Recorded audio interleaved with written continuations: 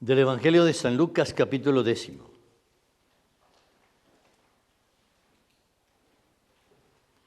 Designó el Señor a otros 72 discípulos y los envió delante de dos en dos a todas las ciudades y lugares a donde pensaba ir.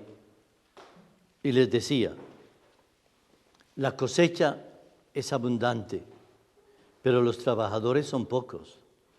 Rueguen al dueño de los campos que envíe trabajadores para su cosecha. Vayan, que yo los envío como ovejas en medio de lobos. Palabra del Señor. Gloria a ti, Señor Jesús.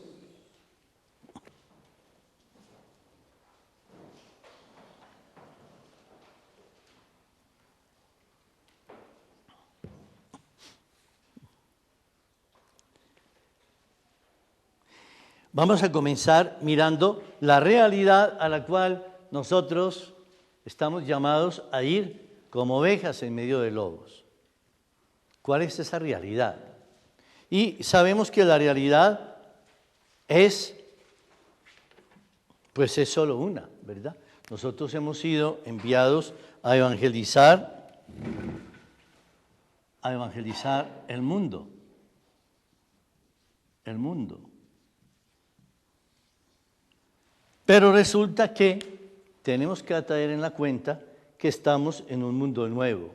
O sea, el mundo ha cambiado. Ha cambiado totalmente. Alguien decía que estábamos frente a un cambio de época. Otros dijeron, no, es una época de cambios.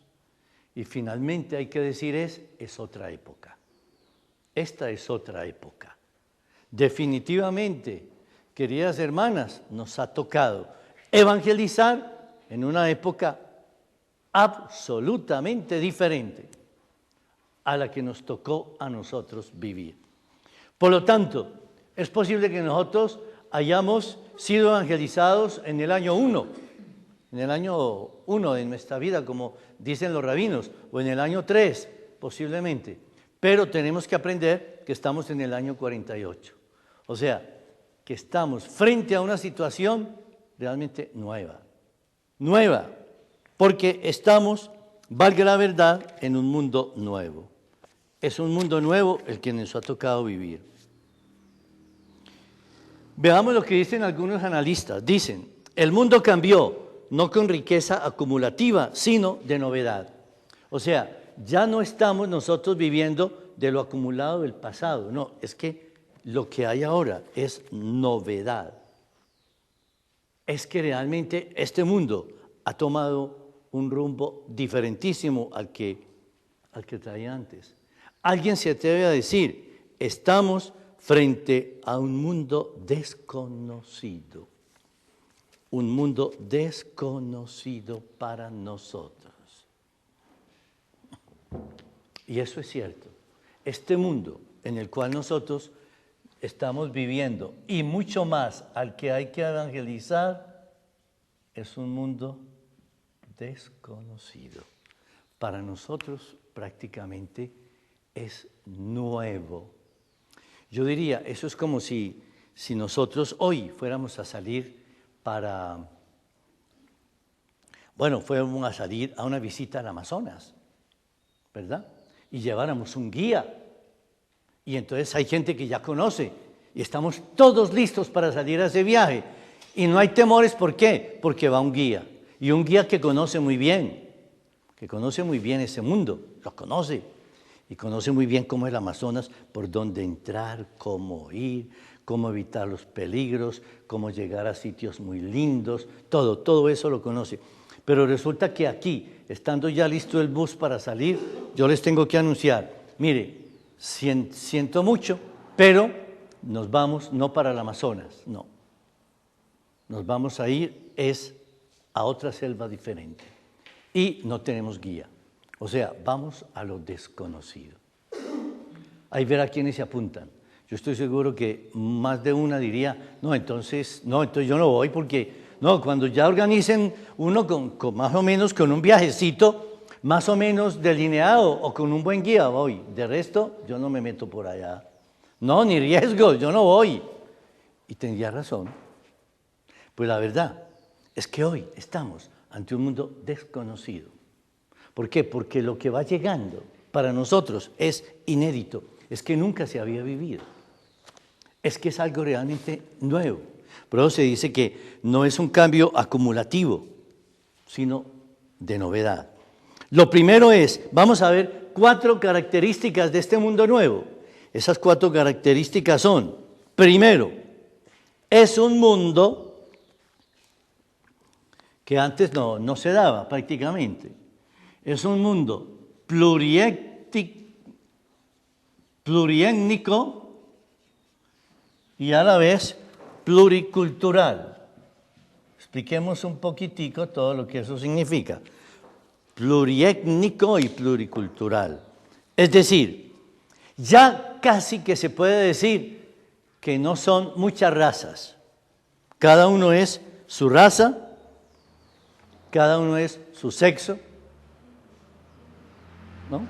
Cada uno es dueño de su persona. Cada uno hoy puede decir abiertamente, quiero o no quiero, me parece o no me parece. Que el matrimonio debe ser entre un hombre y una mujer, pues a mí no me parece. También puede ser entre hombre y hombre, mujer y mujer, y punto. Pero ¿por qué no? A mí me parece que eso, ¿por qué no? ¿Por qué no puede ser así? Pero razones, no, porque es que no soy libre pues, y no tenemos derecho a la libre personalidad y expresión. Entonces, podemos hacer lo que sea. No, es que eso ya terminó. Papá, mamá, bájense de ese bus, que yo me tengo que casar con una muchachita como a ustedes les guste, a una Barbie. Papá, mamá, vea, yo tengo novio. ¿Y qué? Estamos en un mundo nuevo, bájense de ese bus.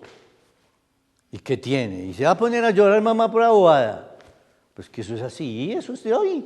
Es que estamos en el mundo de hoy. Es un mundo pluriétnico y pluricultural, ¿no? Y yo hago en forma lo que me da la gana, lo que quiero y lo que no quiero. Por lo tanto, es un mundo donde cada uno en gran parte es rey, donde cada uno prácticamente en el fondo es rey. Mire, y por mucho que usted quiera que no sea así, en el fondo, este mundo pluriétnico y pluricultural le mete en su hogar una novedad. Por ejemplo, en estos días me contaba nada menos una mamá. Me decía, padre, ¿yo qué hago? No, mire, ese hogar mío se me desbarató. Y es una persona así de buena como ustedes. No hace milagros porque no tiene tiempo. Pero es buena esa señora. Es como ustedes, buenísima. De oración, de Eucaristía, de ejemplo, todo lo que ustedes quieran. Y me decía, no, padre, ese hogar mío se volvió un mosaico. ¿Por qué? Me dijo, no, pues vea, pues el esposo es que no cree en nada. A ese le dio pues, dice que porque, no, mijita, dejémonos de bobadas. Eso, ¿quién va a creer en esa iglesia como está de corrompida? No, mijita, no, eso, yo no creo en nada, pues, a mí no me moleste con eso. Bueno. En segundo, además, pero es que Jesucristo, no, la era de Jesucristo ya pasó. Es que ya pasó la hora de Jesucristo. Es que antes estábamos en la era Fichis, ahora estamos en la era Acuario, o sea, la época de Jesús ya pasó. Bueno, empieza a darle un montón de argumentos pseudocientíficos y astrológicos que ella misma ni entiende y tiene que decir, bueno, mi hijo, pues sí, ¿qué más se hace? ¿No? Y me dice, padre, mi esposo entonces resultó ateo. Luego entro a mi casa y lo primero que encuentro es allá, junto a la cocina, allá se fue a vivir uno de mis hijos y ese es feliz escuchando rock, cantando rap, todas esas cosas, no le da sino a la batería, se consiguió batería, eso a toda hora es dele que dele, con láminas de todo tipo allá, de tipos rarísimos, todo es satánico, todo es negro, pintó la pieza de negro y blanco, y ese blanco son unos dientes todos miedosos, y eso a toda hora vive, wow, todo así roncando. No, padre, ese muchachito, invítelo pues a misa, se ríe de mí, me dice que yo estoy atrasadita, que el dueño de este mundo ahora es Satán, que si es que yo no estoy al día. Padre, entonces lo primero que encuentro es un hijo satánico y un hijo en rock y rock metal y todas esas cosas. Sí, y ya hasta cambió de caminado, Padre, ya caminas como así, como todo rarón, ¿no? Como al ritmo ya de esa batería, así, ese golpeteo. No, mi hijo cambió. Y se puso hasta feo, como era de pinta mi hijo. Eso era una pinta y ahora es todo feo, todo cadavérico. Eso se puso todo horrible, eso parece el diablo. Entonces tengo un esposo ateo, tengo un hijo satánico. Luego subo al segundo piso y cuando paso por la pieza de mi hija, escucho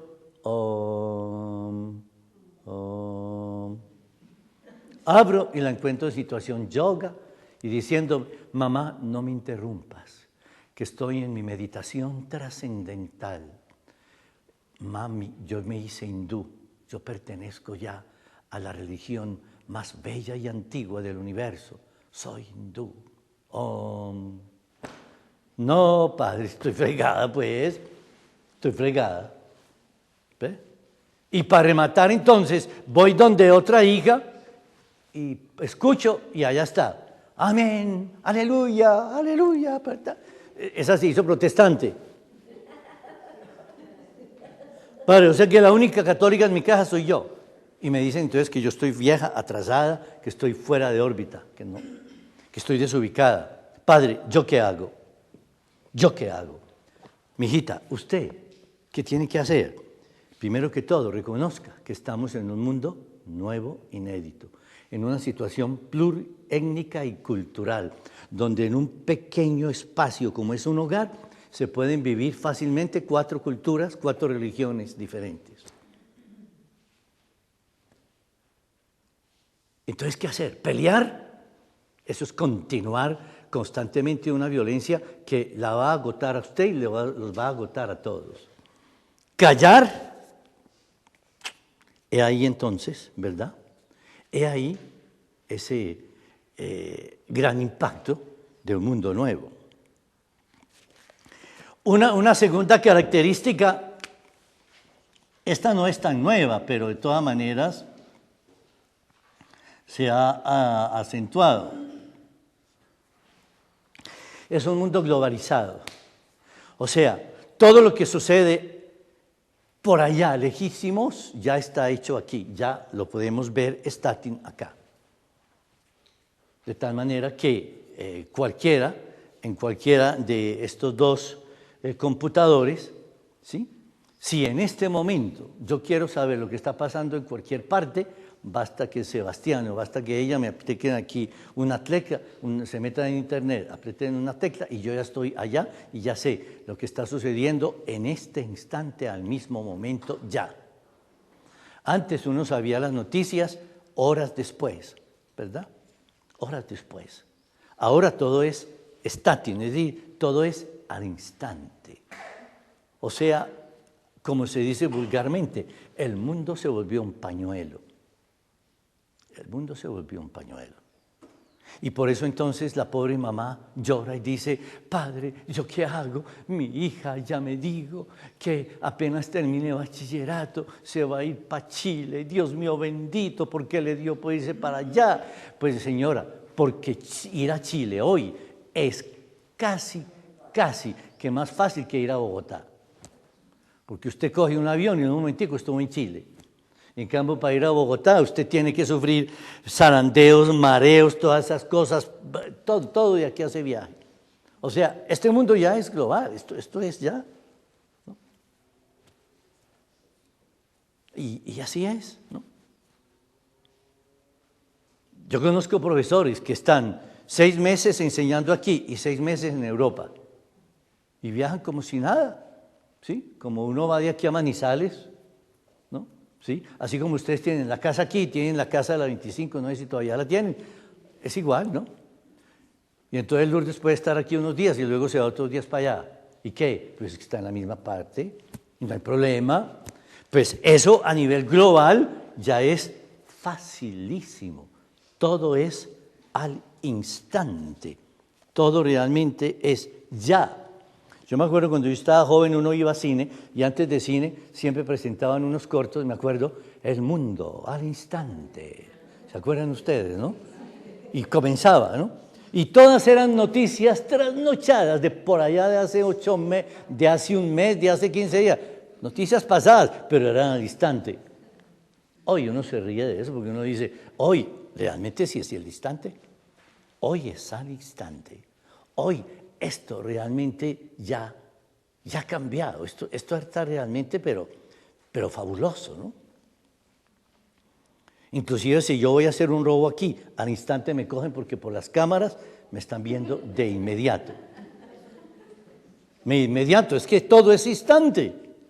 Más aún, ahí también, de eso, pues eso es técnico, yo no estoy muy al día de todos los aparatos, pero dicen que hay unos aparatos que captan que si yo estoy aquí ahora, ¿no?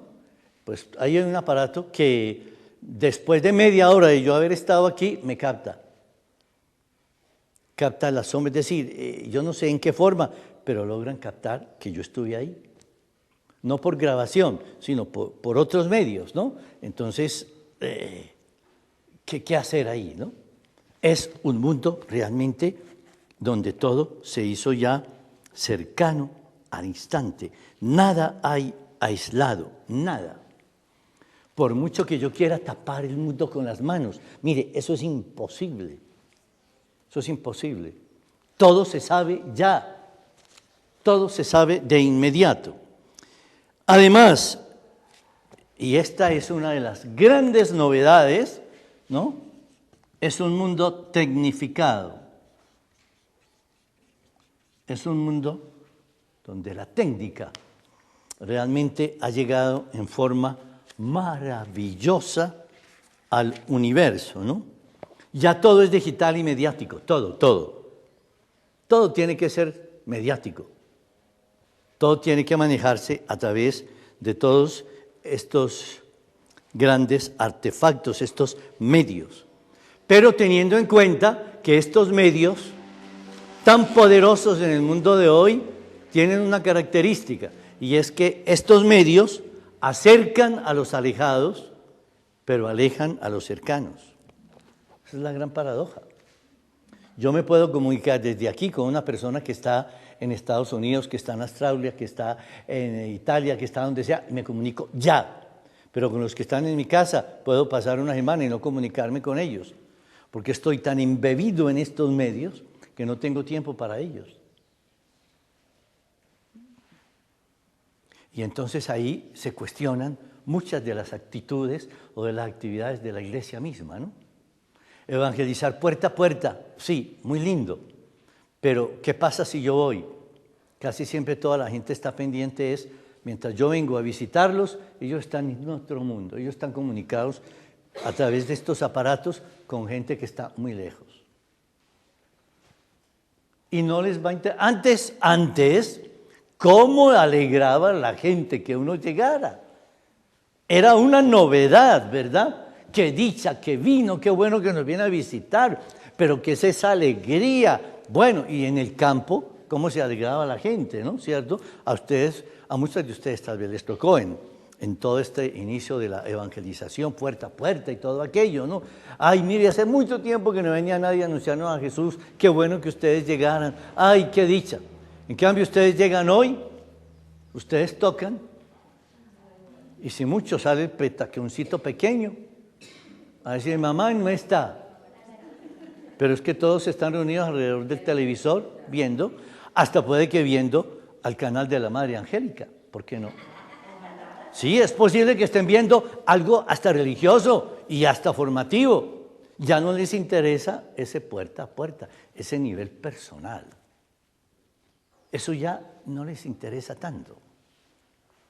Por eso entonces estos medios realmente han cambiado absolutamente, ¿no? Todo realmente lo que es significativo. Hasta el punto que se ha dicho que este mundo es de imágenes y aparatos y lo demás no existe. Este mundo es ese, ¿no? La gente cree lo que dicen los medios, no lo que le dices tú muchas veces. Es lo que le dicen los medios, porque los medios se lo dicen de una manera muy bonita, se lo dicen con música, con sonido, con movimiento, con colorido, atrayente, ¿no? Y eso les entra, y eso la gente lo va recibiendo. Entonces, de hecho, ya lo decía el Papa Pablo VI y luego Juan Pablo II. Ellos decían, para mucha gente, la norma de vida no es lo que la Iglesia dice o lo que el Evangelio dice, es lo que los medios de comunicación le dicen que está bien, eso está bien. Eso está bien. En parte puede entrar allí, ¿no? En parte puede entrar. Entonces, es realmente eso, es saber que estamos en un mundo nuevo, queridas hermanas. Esto es nuevo ya, esto no nos ha tocado. Más aún, a nivel familiar. En estos días le hacían una entrevista a unos muchachos y les decían, bueno, ¿y su familia? Ellos decían, mi familia son mis amigos. Es que esos son mis parces, esa es mi familia. Y su papá y su mamá, ay, no. No, ellos no. Ellos no son mi familia. Ellos son simplemente ahí, pues sí, los que me han sostenido, pero no, yo ya estoy grandecito y yo ya conseguí mi familia. Mi familia son mis amigos. Entonces, cuando se dice que hay que evangelizar la familia, ¿qué familia es la que vamos a evangelizar?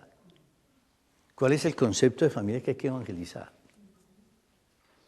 ¿Se trata de volver la familia al concepto tradicional ancestral? ¿Cómo hacer para que se vuelva allá?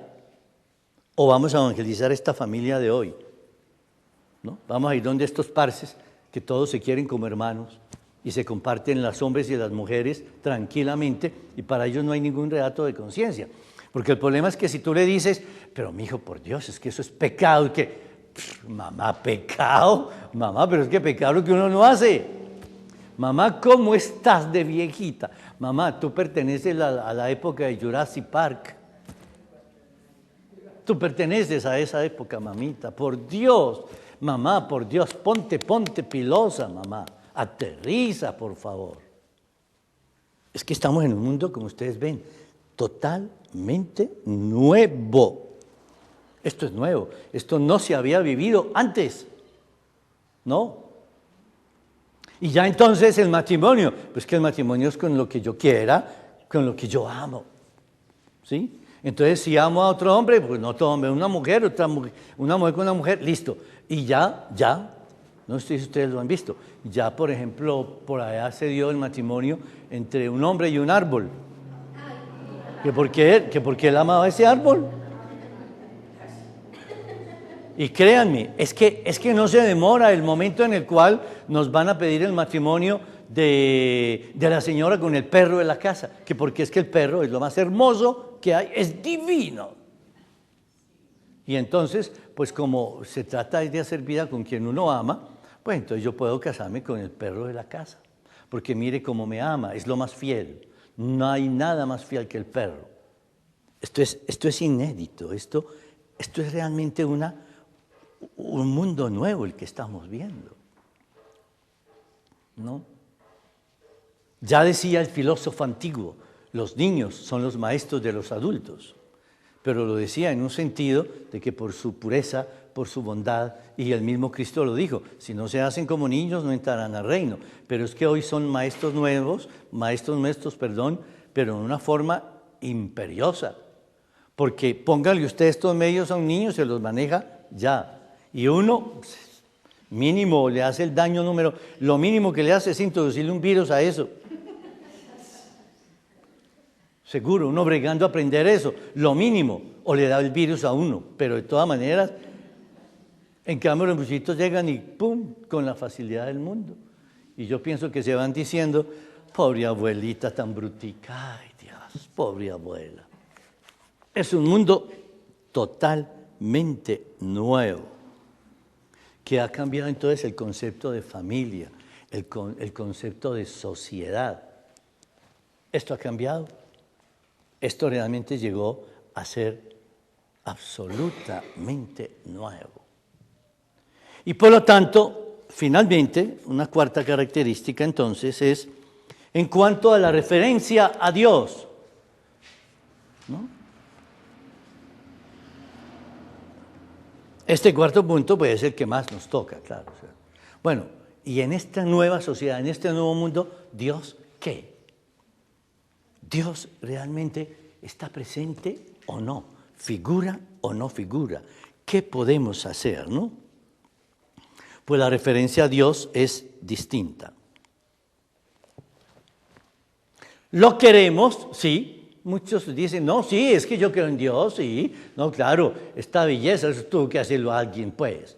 No, sí, nos queremos, pero cada uno a su manera. O sea, cada uno quiere a Dios como le viene en gana, ¿no? Nos queremos mucho, sí, pero cada cual vive, entre comillas, su propio cuento. Cada cual vive a Dios a su manera. ¿Sí? Y por eso la gente se desgañota, aún hasta nosotros a veces, cantando entonces la famosa canción A mi manera, ¿no? Yo te amo a mi manera, yo vivo a mi manera, todo lo hago a mi manera. A mi manera. Ese es el eslogan de hoy, ese es el Dios de hoy. Sí, yo creo en Él, pero a mi manera, a mi modo, a mi gusto. Por lo tanto, entonces, de allí nace una religiosidad vaga. Creo en Dios, pero punto, no más. Yo creo en un Dios, sí, en un ser superior, pero que se da en todo, ¿no? Por lo tanto, entonces, se llega a un sincretismo.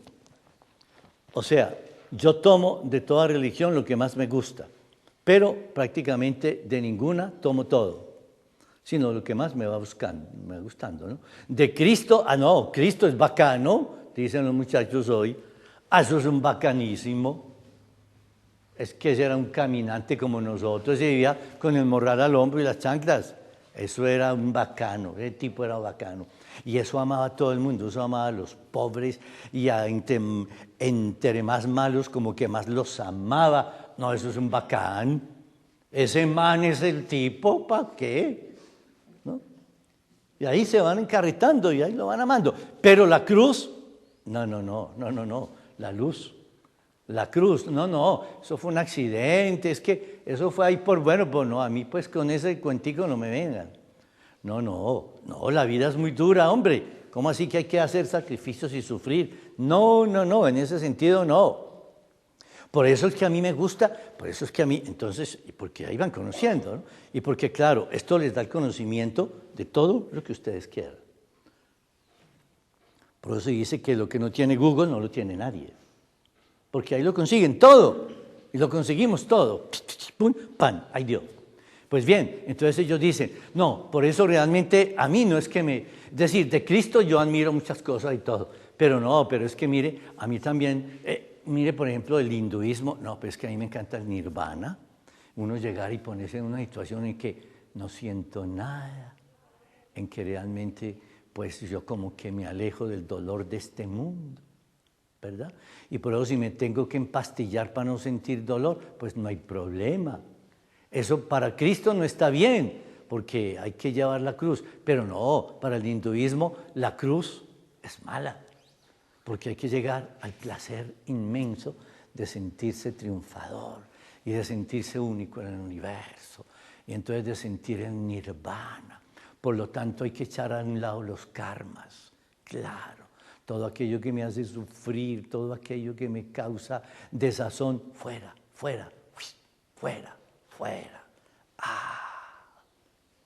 Y por eso prontico caen entonces ya fuera. Y vamos a volar de lo lindo porque, es que esa es la vida. Entonces voy tomando de un sincretismo religioso, voy tomando de cada cosa lo que me va interesando, ¿verdad? Lo que me va gustando a mí, porque yo soy entonces el centro, y el hombre es el centro. Esto es un mundo absolutamente nuevo, ¿verdad? Siempre era la referencia a Dios, siempre era lo que a Dios le gusta, ¿no? Mi hijito, que se haga la voluntad de Dios, sí mamá, Y uno lo aprendía desde pequeño y así lo vivía. Y en esta casa se hace lo que Dios quiere, sí. Ahora no, ahora es lo que yo quiero. Porque lo que yo quiero, en el fondo, es lo que Dios quiere. Y porque realmente, pues, en este mundo yo vine fue a vivir bien, a vivir sabroso. Por lo tanto, vuelve la época de los dioses y los ídolos. Claro. Y por eso ya nos endiosaron la tierra. Claro. La tierra, es la Pachamama. Claro. Es la diosa. Cuidado como le hace el mal a esa diosa. Se pone brava, patalea, nos acaba. ¿Verdad? Por eso todos estos movimientos ecológicos pues son muy bonitos, claro, ¿no? Desde que sea como esa derivación de la creación de Dios. Pero sabemos que para muchos el movimiento ecológico no es otra cosa que simplemente poner la tierra como la diosa. Entonces, suprimimos a Dios, porque es que todo lo que va es la tierra. En la tierra nacimos, en la tierra morimos, y de la tierra somos, y ahí terminamos. Es la tierra. La tierra entonces es como esa señora, esa ama y señora que nos manda, la que produce todo, pero suprimimos siempre al Creador. ¿No? Es que ahí es donde está el problema. Por eso alguien ha dicho que nosotros nos parecemos mucho a aquellos tonticos, ¿no? Que cuando el profesor les dijo, ¿no? Miren esa hermosa estrella, todos se quedaron mirando fue el dedo. Y así estamos nosotros, mirando la tierra embelesados. Qué hermosa. Y claro que es cierto, ¿verdad? Pero nos falta mirar la belleza de quien ha dado la tierra. Pero nos quedamos en el dedo, nos quedamos en la tierra. Y ese es el gran drama de la vida, ¿no? Ese es el gran drama de la vida. Entonces, ese es como el panorama de un mundo nuevo. Ha nacido un mundo nuevo, inédito. Antes no existía. Antes no existía. ¿Verdad? Caso típico es, ¿verdad?, lo del campo, ¿no? Antes uno iba al campo y uno sabía que siempre era bien ido. Hoy no. Los medios de comunicación ya radicalizaron todo. Usted es bienvenido mientras usted no vaya a estorbar los programas básicos de la televisión que está viendo la gente. Porque si no, usted va a estorbar. ¿Verdad? Y es típico entonces el caso de que yo entro y entonces la mamá le dice a la hija, ¿no? Le dice, mija, entonces después me cuenta el final. Y bueno, aquí lo atiende a una toda carrera. Pero está pendiente del final del programa, de lo que están allá. Y así es. Y entonces, por mucho que usted quiera hablar con la niña, que es la más necesitada de evangelización, ella no viene porque ella está viendo el programa para luego contárselo a la mamá. Y esté segura que la mamá no le va a contar a ella el programa que yo le di. Porque así es. Es decir, porque estamos en este mundo. Entonces, realmente viene la pregunta. Bueno, ¿y el cristianismo qué? Y entonces el cristianismo en medio de este mundo, ¿qué? Entonces, apaga y vámonos. Entonces, ¿para qué seguimos acá? El cristianismo, ¿qué? ¿Ya no tiene ninguna palabra el cristianismo? Pues a mí me parece que realmente en eso la sabiduría del padre Nicolás es clásica. Porque aquí está tal vez, algunos dicen que es como el primer libro que él escribió, así como que se le dedicó después de muchos otros que escribió, ¿no? Evangelizar, miren, el mero título dice lo que debe ser y lo que debe seguir siendo y lo que la fraternidad misionera de la cruz debe seguir haciendo. Evangelizar con la iglesia. Hoy, mañana, hablemos ya de este mañana, pero también pasado mañana. O sea, siempre. Evangelizar. Es de una visión realmente inmensa. Mire lo que dice aquí en su introducción. Evangelizar con la iglesia hoy, mañana y pasado mañana. Quiere crear un ambiente de confianza en esta lucha para seguir con la misma voluntad de Cristo de difundir su mensaje de paz y de superabundancia de bienes para las personas de recta y sincera voluntad. Porque fácilmente después de este panorama uno puede decir, ¿y el cristianismo qué? Nada, no hay nada que hacer. Frente a esto, ¿qué podemos anunciar? Pues el padre Nicolás dice, no, hay que crear un ambiente de confianza en esta lucha para seguir con la misma voluntad de Cristo. Dice aquí el padre, se hace un llamamiento a todas las fuerzas vivas de la Iglesia, desde el Papa hasta el último de los fieles. Es que esto es genial. Mire lo que sigue diciendo aquí. No es el momento de dormir o de hacerse indiferente a los grandes problemas de la fe. No es hacerlo el armadillo, que cuando ve el peligro se esconde en su concha y sáquelo pues de ahí si puede. Ahí se enconchó y ahí está bien, ¿no? No es el momento de dormir o de hacerse indiferente a los grandes problemas de la fe. Es el momento de despertar y de unir todas las energías vivas de la Iglesia para seguir adelante con Cristo y su poder ilimitado para manifestar al mundo y a todos los hombres la infinita bondad de Dios Padre. ¿Hay algo más claro que esto? ¿Y el cristianismo qué? Seguir evangelizando hoy, mañana, pasado mañana y siempre, ¿no? O sea, tenemos siempre una palabra que dar. ¿Saben cuál es el problema? El problema es que tenemos creyentes con muy poca formación cristiana y un compromiso muy pobre. No hay procesos de formación, todo se estancó, en el sentido de que la gente simplemente llevaba a sus hijos a bautizar y punto. Y ya quedaban, como quien dice, vacunados. O como decía la gente, no, es que mi hijo ya no es diablito, mi hijo ya se hizo cristianito. O sea, ya ese está asegurado. Y entonces se radicaba la gracia del sacramento simplemente casi como si fuera algo milagroso, algo mágico, ¿no? Se veían los sacramentos como magias, como que con el paso de la mano del Padrecito, eso ya quedaba listo y curado. Y entonces nos hemos quedado estancados, ¿verdad? Yo me acuerdo cuando vino el Papa Pablo VI, ¿no? Que uno decía, qué bueno para los que ordenó el Papa. Pues que el Papa ordenó unos en Medellín, de todo Colombia.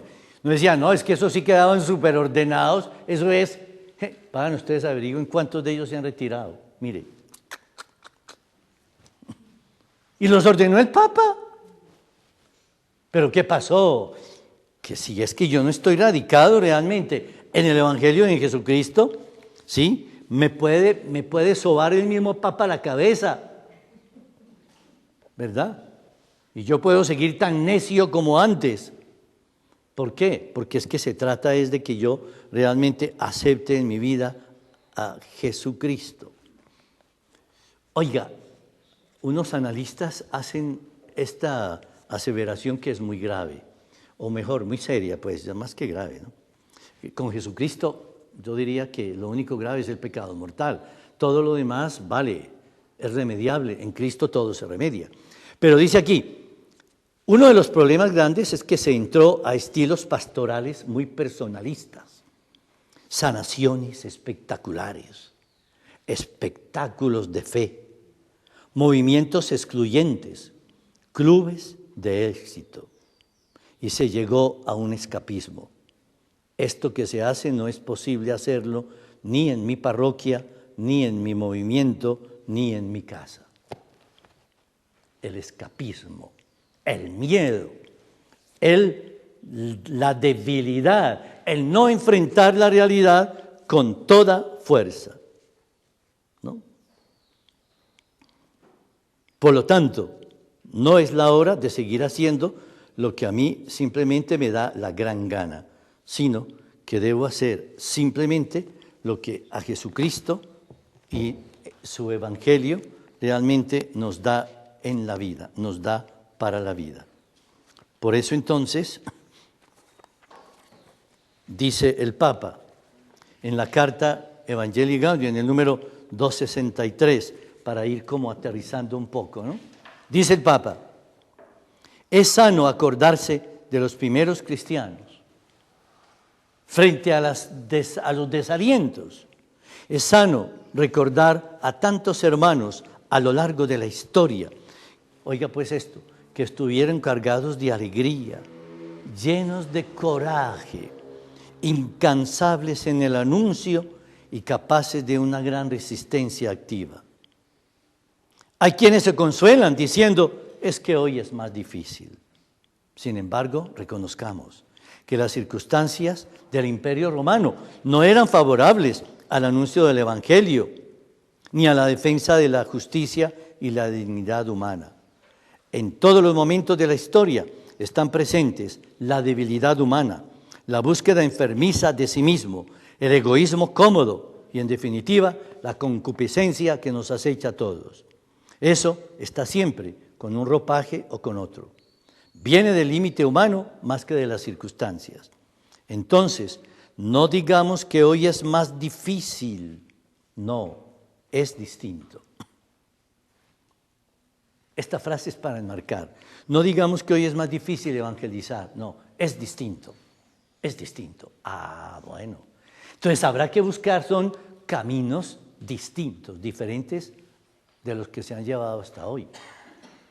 Porque tal vez entonces muchas de las cosas que hoy se han dado, pues hay que realmente llegar a mirarlas con detención, ¿no? Aprendamos pues de los santos que nos han precedido y enfrentaron las dificultades propias de su época.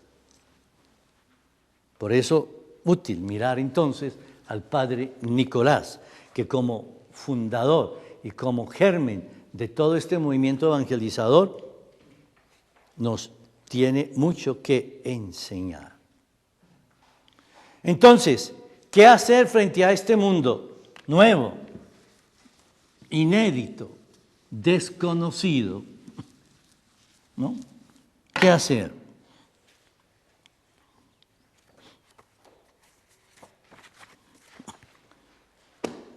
Se pueden hacer tres cosas.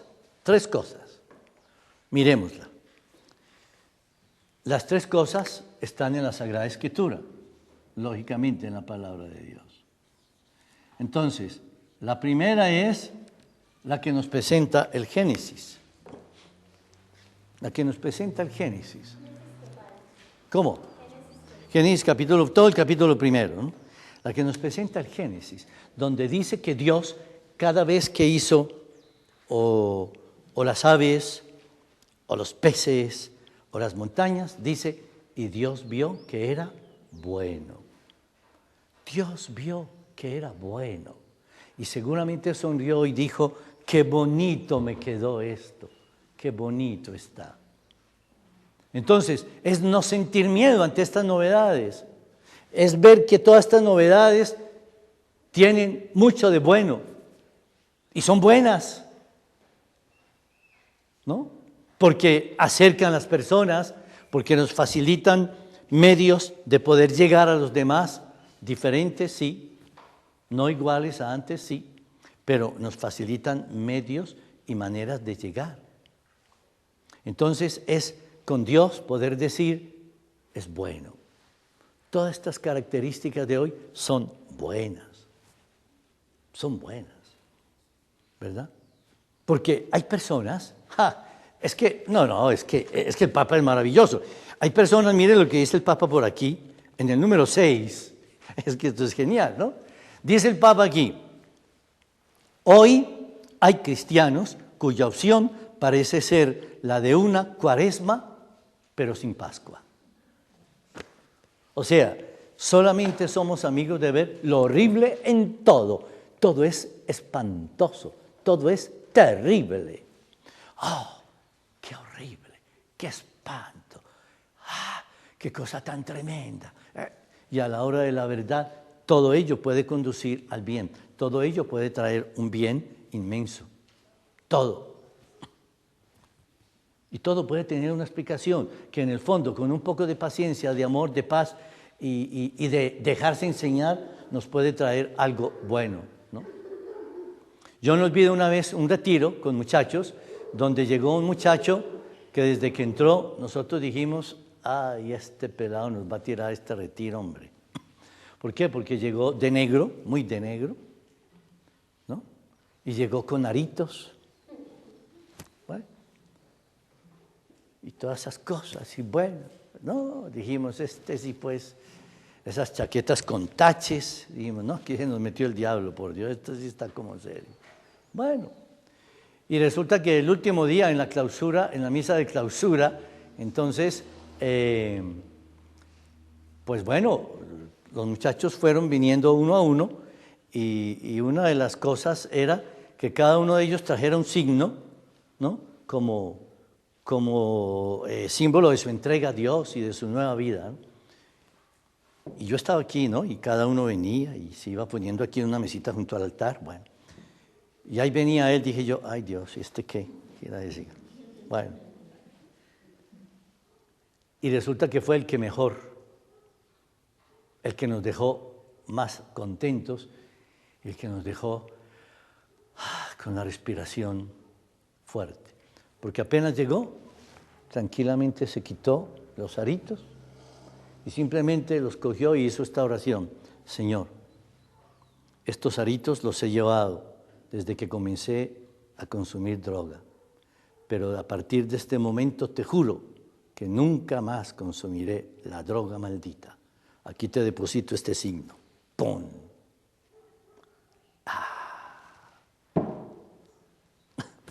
Ahí está Dios.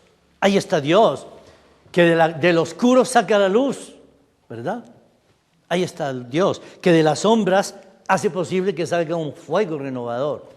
Y si no, ¿qué es lo que celebramos? Pues la noche de Pascua, que de la oscuridad surge la luz. Por eso tantos cristianos que no ven sino en todo lo oscuro, lo negativo, lo terrible. Ya, bueno, ¿verdad? Ya los niños imitan a la abuelita, que la abuelita habla tremebundo, ¿verdad? Sí. Que habla como Gargamelia, ya, llena de miedo, ya. Porque ya nos hemos llenado de pavor y de miedo, ¿verdad? En estos días nada menos una persona me decía, no, padre, este mundial de fútbol nos va a acabar, qué barbaridad, esto es una locura. Sí, ciertamente se hacen locuras, ¿no? Pero es que eso es como adorar hombres, es que eso es tremendo, es que eso ya Dios, el hombre olvidó a Dios por entregarse al fútbol, y bueno, y dele, y bueno, y cante, y dele, bueno. Y que mire eso como salen y gritan y todas esas cosas, y que por todas partes son banderas y bombas, este mundo se embobó, que yo no sé qué, bueno. Y había conmigo otro muchacho, y le dijo a ese muchacho, y le digo, ¿oíste? Pero a mí no me parece tan exagerado. Entonces nosotros en Navidad también somos bobos, nosotros también ponemos globos, y ponemos también villancicos, y música, y cantamos duro. Entonces también somos tontos. No. Nosotros también hacemos fiesta con Jesús. Va, claro.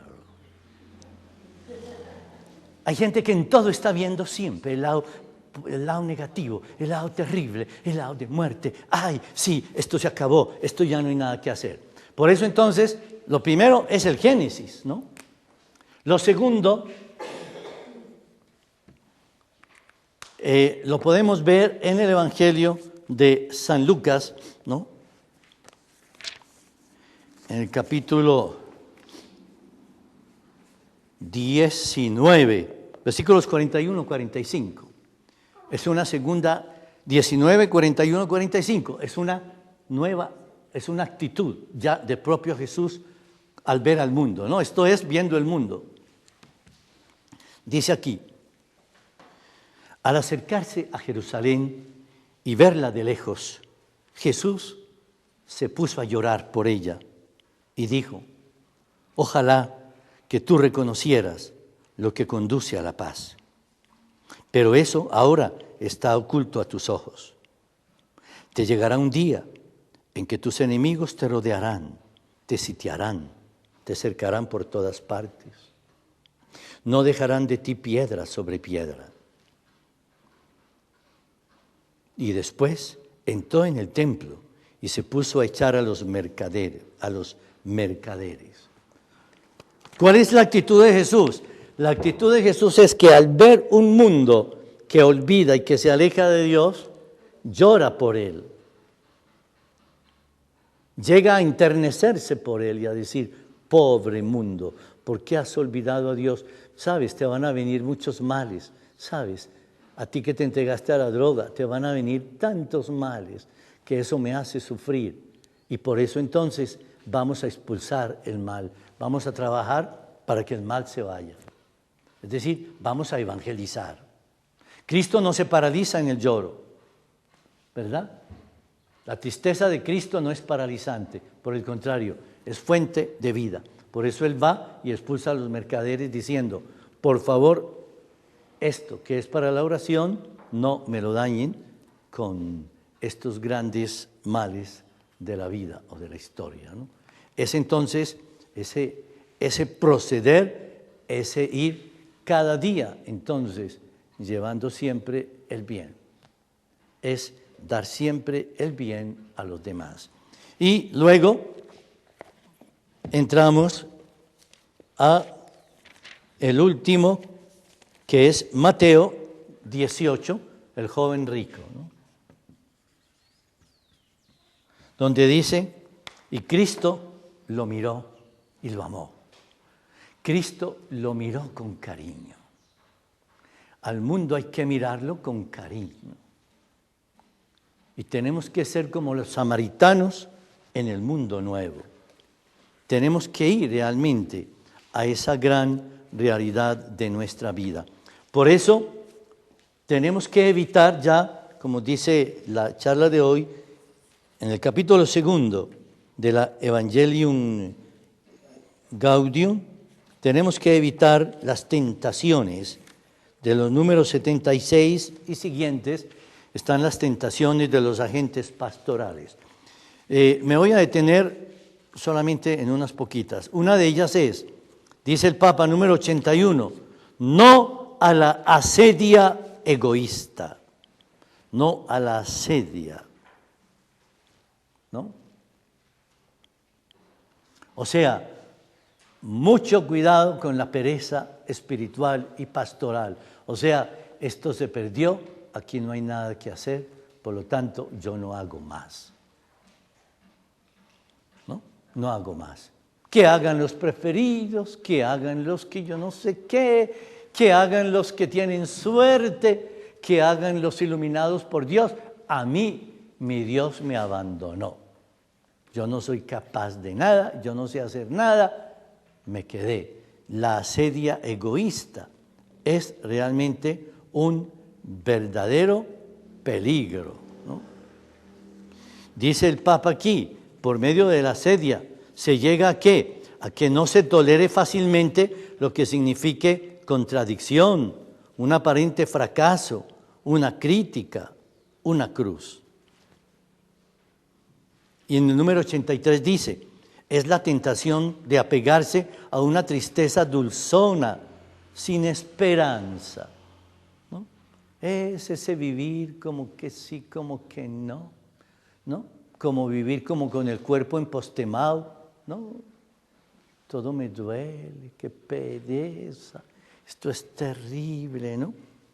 Una tristeza dulzona, ¿no?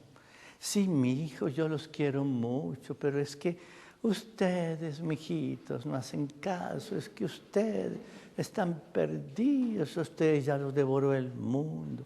Ay, mijito, ¿cuándo me llegará el momento final, mi muerte? Ay, ahí sí voy a descansar en paz, porque es esa asedia espiritual, es esa tristeza dulzona, ¿no? Que nunca va a regalar el entusiasmo del Evangelio. Por eso termina el Papa diciendo, no nos dejemos robar la alegría evangelizadora. Esa es una palabra muy, muy del Padre Nicolás. No dejarnos robar la alegría evangelizadora. Y luego en el número 84, esta sí que es también bien cristiana. No al pesimismo estéril, ¿no? De los que dicen, esto ya está perdido, aquí no hay nada que hacer. Reconocer la luz que siempre derrama el Espíritu Santo en medio de la oscuridad, porque donde abundó el pecado, sobreabundó la gracia. Por eso, no nos dejemos robar la esperanza, ¿verdad? No nos dejemos robar la esperanza. Y luego, finalmente, en el número 93, el Papa habla de una de las tentaciones más grandes de todo cristiano, y es la mundanidad espiritual, ¿no? Vale la pena leer tal cual lo que dice el libro, lo que dice el texto, ¿no? La mundanidad espiritual que se esconde detrás de las apariencias de religiosidad e incluso de amor a la iglesia es buscar, en lugar de la gloria del Señor, la gloria humana y el bienestar personal. Es lo que el Señor reprochaba a los fariseos. ¿Cómo es posible que crean ustedes que se glorifican unos a otros y no se preocupan por la gloria que solo viene de Dios? Es un modo sutil de buscar los propios intereses y no los de Cristo Jesús, ¿no? O sea, es entonces ese estar prácticamente haciendo lo que al mundo le gusta, y es la alabanza, la gloria, que yo brille, que yo sea el que siempre esté, bueno, llevando la camiseta, siempre tengo que ser el que llevo la camiseta, tengo que ser siempre el que estoy número uno, y no dejo que nadie más realmente aporte en esta obra de la salvación. Y el número 87 lo resume todo diciendo, sí a las relaciones nuevas que genera Jesucristo.